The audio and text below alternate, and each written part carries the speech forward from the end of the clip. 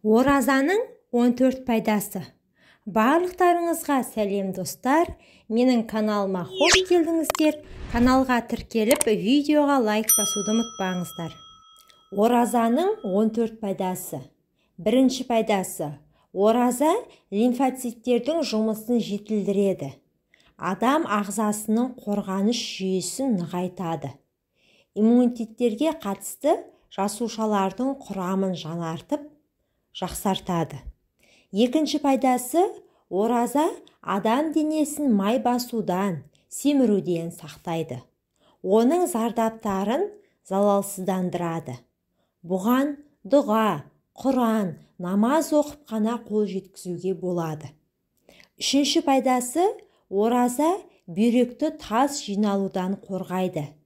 Себебі ол кальцийлену процесіне кедергі жасайды. Қандағы натрий құрамын көбейтеді.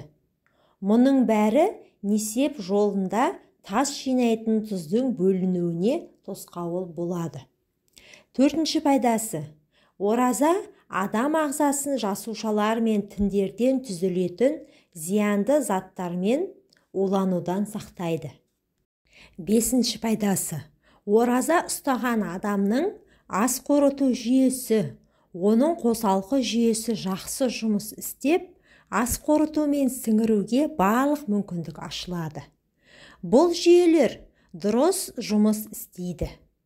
Алтыншы пайдасы, ораза кезінде ауыз бекіткеннен ауыз ашқанға дейін әсіресе жастардың жыныстық сезімдеріне сабырлық орнайды. Бұл жастардың жүйкелік және физикалық қажуын тоқтатып, оларды тәртіптен ауытқызбайды. Жетінші пайдасы, оразаның ақыл-естен айырылу дертіне де шипасы мол. Бұны Мәскеудің психиатрия ғалымдары ашығу мен диетаның көмегімен ақылдан адасушылықты емдеуге болатынын анықтап отыр. Сегізінші пайдасы, ораза әйелдердің бала көтеру қабілетін арттырады. Тоғызыншы, оразада су ішуден тартыну ағзаның қуатын нығайтады. Оқып үйрену қабілетін жоғарылатады. Зердені жақсартып, еске сақтау қабілетін арттырады. Оныншы пайдасы. Оразада адам ағзасындағы түзілімнен бұзылым басым болып, ол ауру, әлсіз жасушаларды жояды. Қайтадан қалпына келтіру кезеңі басталып, жасушалар жаңарады. 11-ші пайдасы. Оразада шын жүректен Алла тағалаға сыйыну, сабыр мен қанағат сезімін сыйлап, ол ағзадағы зат алмасу қызметін нығайтып, адамның тәні мен жанын сауықтырып, қуанышқа бөлейді. 12-ші пайдасы.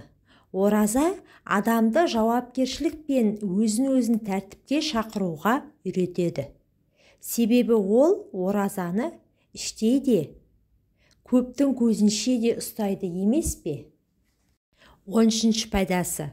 Ораза адамды ешқандай пайда көздемейтін, риясыз сезімге, төзімділікке үйретеді. Бұл кезде ол аштық пен шөлді, басқа да қолайсыздықты еш наразылық білдірмей көтеруді үйренеді. 14-ші пайдасы.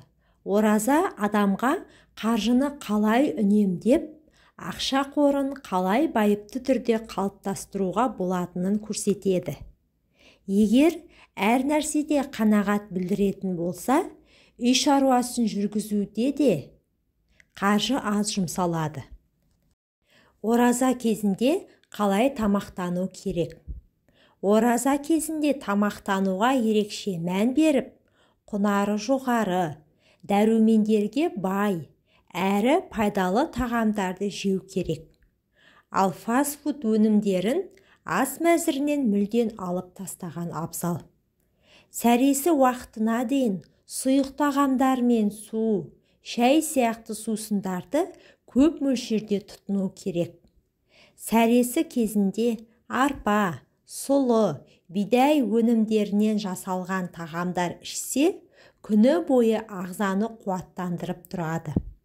Энергияңыз сарқылып, әлсіреп қалмау үшін ағзаны уақытылы құнарлы тағамдармен қуаттандырып отырған дұрыс.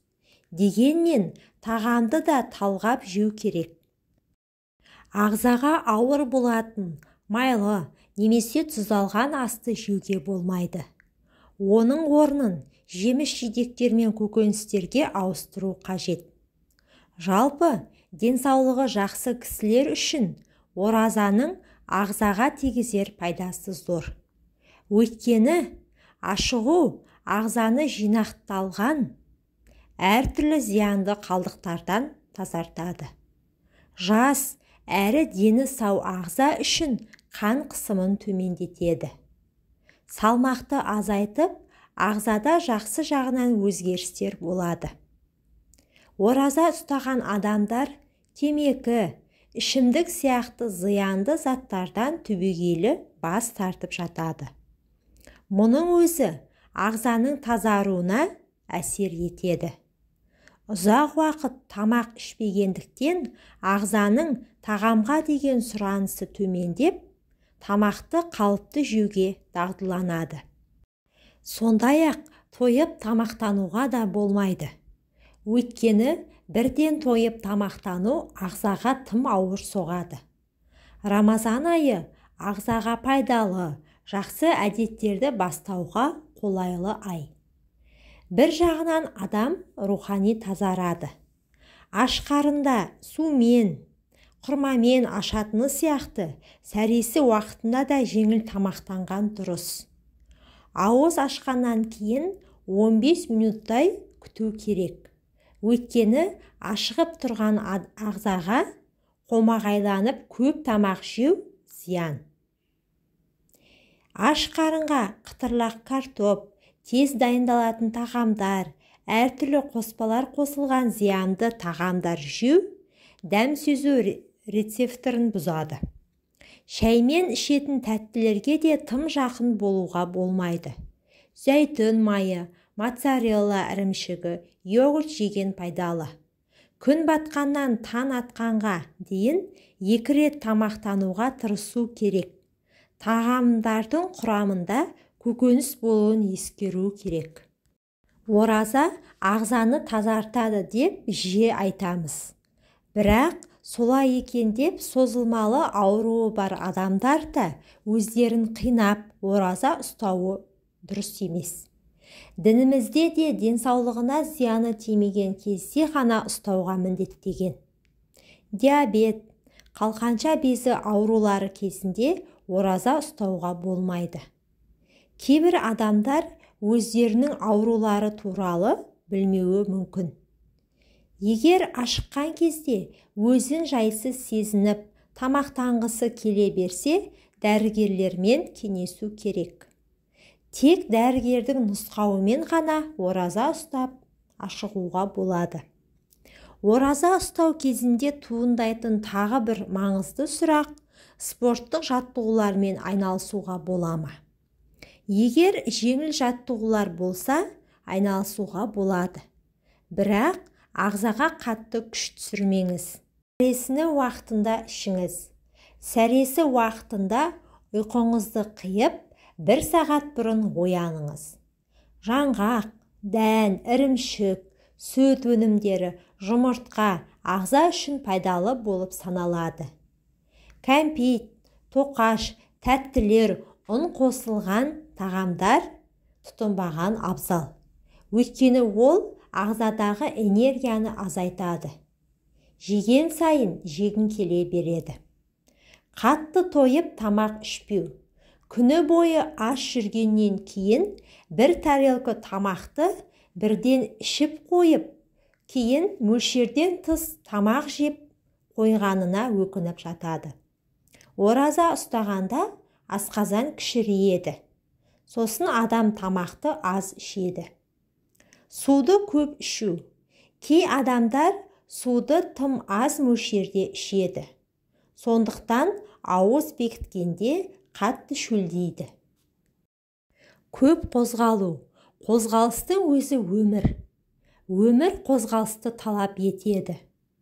Қозғалу энергия көзі. Түске дейін ұйықтап, кешке аузашар уақытында ғана тұру дұрыс емес. Ағза қозғалысты қажет етеді. Кейбір адамдар аз қозғалсам, аз энергия жұмсаймын деп ойлайды.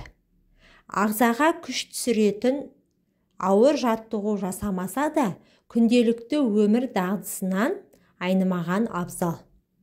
Зиянды тағамдардан бас тарту.